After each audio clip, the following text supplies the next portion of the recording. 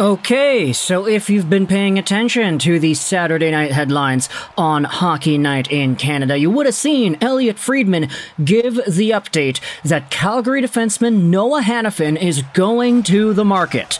Canadian teams are interested, but American teams are more confident that they can sign him long term. So, we have our confirmation that Noah Hanifin, pretty good defenseman for the Calgary Flames, is not going to renew and sign an extension with that Flames team.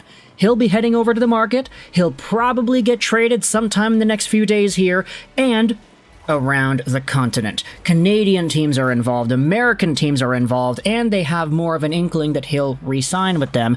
Unfortunately, no teams from Mexico are involved, and that's kind of the way the NHL operates, but this is the update that Noah Hanifin is officially now on the move. He's got 30 points in 55 games played this season, on pace for about 44 on the year, which would be just a little bit shy of his career high of 48 points in 2021-2022, 10 goals and 38 assists. This year, he's actually on pace for 13 goals and 31 assists.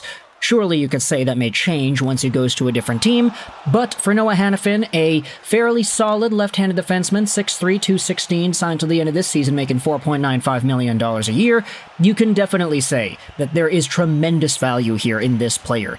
Even if you don't get him to an extension and he leaves in free agency, there is an opportunity for a guy like Hanifin to go long-term and get some significant money on the free agent market. But for now, the Calgary Flames are going to try to salvage whatever value that exists here in a Noah Hanifin trade. Now, you could very well say that because we already know this, now that we know that Hanifin is officially going to the market, maybe the Calgary Flames are in a spot where their value may have declined. You could say that maybe 2 hours ago, when we didn't know that Hanifin was going to be on the move, Calgary had a bit more leverage in some sort of a trade, because there's always the possibility that said, okay, yeah, maybe the Flames just extend him, maybe they keep him around, maybe he decides to stay.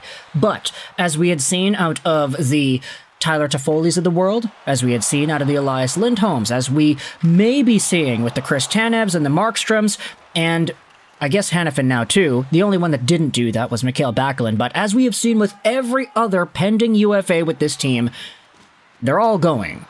So, for Noah Hanifin, Friedman gives the update here. He's on the market. Canadian teams are interested, American teams, maybe like the Boston Bruins, for example, because everybody likes to toss their name out here since he is from Boston.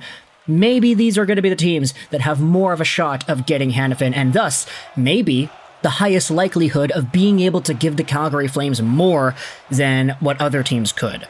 Like, for example, if the Toronto Maple Leafs, just tossing a name out there, if they're not too confident that they could get Hanifin to re-sign with them, but the Boston Bruins are, then there's no reason for the Bruins to not overpay and outbid what other teams there are, because if they're super confident, yeah, Hanifin is that good of a guy, he can play with McAvoy, there'll be two guys together, two American defensemen, and of course Hanifin being from Boston makes it better. If we have that combination, we can entice him to re-sign. We'll give him whatever money he wants, and that's going to be that. This adds a really different element of conversation to these trade rumors, but at the end of the day, this is what Friedman gave us. So let me know your thoughts in the comment section below. If you are a Calgary Flames fan, what are your opinions on Noah Hanifin officially going to the market and not sticking around in Calgary? Let me know your thoughts in the comment section below. I hope you enjoyed this video. And bye.